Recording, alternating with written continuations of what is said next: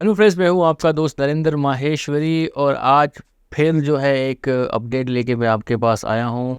जैसे आपने अभी थंबनेल में देख लिया होगा कि हमारे बायर ने जो है वो हमारा कंटेनर रुकवा दिया। क्यों कंटेनर रुकवा दिया, क्या आखिर इशू क्या था, और यही तमाम चीज़ें आपके साथ शेयर करने वाला हूँ। कुछ एडवाइस देने वाला हूँ मैं आज आपको। देखिए दोस्तों, जब भी आप एक्सपोर्ट में शिपमेंट जब आप यहाँ से भेज रहे होते हो तो ये बहुत ही ज़्यादा इम्पोर्टेंट होता है, ज़रूरी होता है कि आप अपने कस्टमर को, जो अपने बायर हैं, उनको कॉन्फिडेंट में लें और सारी डिटेल आपने उनके साथ शेयर करनी है कि भाई हम जो आपका सामान बेच रहे हैं वो इस स्पेसिफिक वेसल के अंदर है। जो भी वेसल का नाम हो, नाम बताएं, और वो कब यहाँ से निकलेगा और कहाँ कब वो डेस्टिनेशन तक पहुँचेगा। तमाम चीज़ें आपने अपने बायर के साथ लाजमी शेयर कर देनी है। अब यहाँ पर इशू ये हमारे साथ क्रिएट हुआ कि हम भी यही प्रैक्टिस ही फॉलो करते हैं, लेकिन इस दफ़ा हमारे जो लोगों ने बायर को जो है वो जो है बताना ये लोग भूल गए कि जो वेसल यहाँ से जा रहा है उसकी डिटेल, उसकी जो कहाँ कब पहुँचेगा, ये सब चीज़ें उसको बताना भूल गए।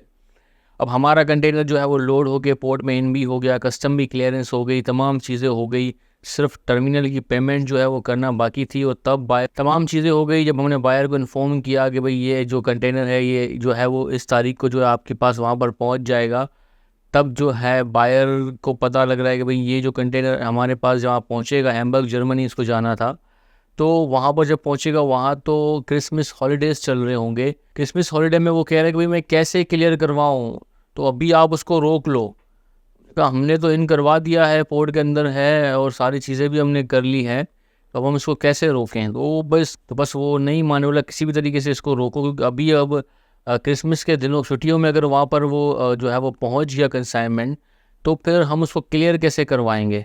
हालांकि हमने उसको काफ़ी कन्विंस करने की कोशिश की कि भाई 15 दिन तो फ्री टाइम होता है और छुट्टियाँ आई थिंक 20 दिसंबर से स्टार्ट होती हैं, और जो है वो 15-20 दिन छुट्टियाँ होती हैं उनकी।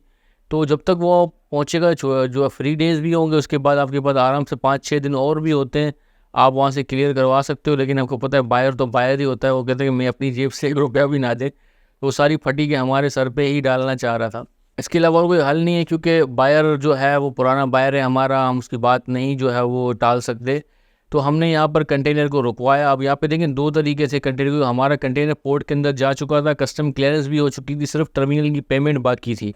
अब हमारे पास 2 रास्ते थे कि या तो फिर हम उस कंटेनर को पोर्ट एरिया से रिमूव करके वापस अपने वेयर हाउस पे ले आएँ, या जो है जो जो बुकिंग हमने ली है, जो वेसल हमने सेलेक्ट किया है जिस पे लोड होना है कंटेनर को, उस पे हम लोड ना होने दें, उसको रुकवा दें। जो पहला तरीका है कि कंटेनर को जो है वो पोर्ट एरिया से रिमूव करके बाहर लेके आएँ, तो ये बहुत ही ज़्यादा महंगा है।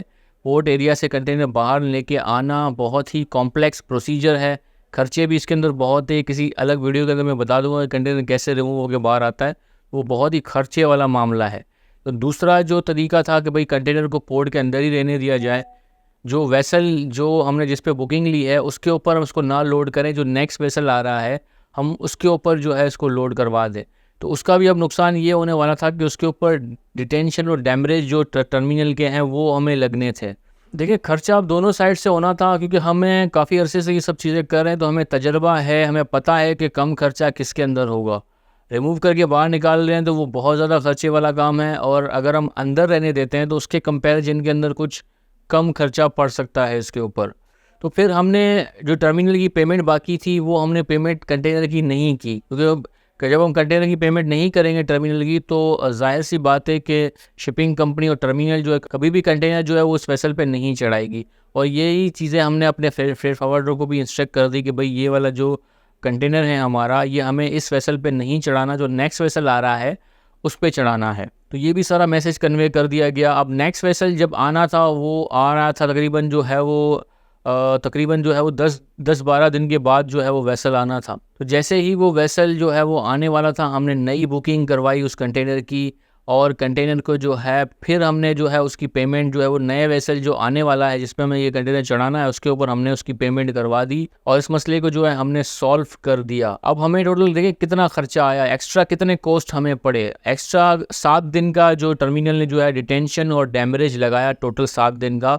तो ओवरऑल अगर हम टोटल लगाएं तो टोटल 19,000 रुपये कुछ जो है वो एक्स्ट्रा कॉस्ट हमें आई। एक्स्ट्रा जो 7 डेज़ वहाँ कंटेनर पड़ा रहा, क्योंकि एस ए पी टी में जो है वो 10 दिन फ्री टाइम होता है, तो 7 दिन एक्स्ट्रा वो वहाँ पड़ा रहा, तो उन्होंने 7 दिन एक्स्ट्रा के जो है वो चार्जेस लिए, कोई 19,000 रुपये समथिंग बन रहे थे। तो इसका 19,000 का कंपैरिजन भी अगर हम उस पहले वाले ऑप्शन से करें जिसमें अगर हम रिमूव करके बाहर ले जाते तो वो उसके कंपैरिजन में जो है वो इससे 4 गुना ज़्यादा होता। देखें, इसलिए हम आपको यही एडवाइस करें कि जब भी आप अपना कंसाइनमेंट रेडी करके जब बेचना चाह रहे हो तो बायर को कॉन्फिडेंट में लें कि भाई ये वाला वेसल है, यहाँ से कराची से ये इस डेट को निकलेगा, आपके पास इस डेट को जो है वो पहुँचेगा, ताकि बाद में कोई भी इशू क्रिएट ना हो। जैसे यहाँ पे इशू क्रिएट हो गया।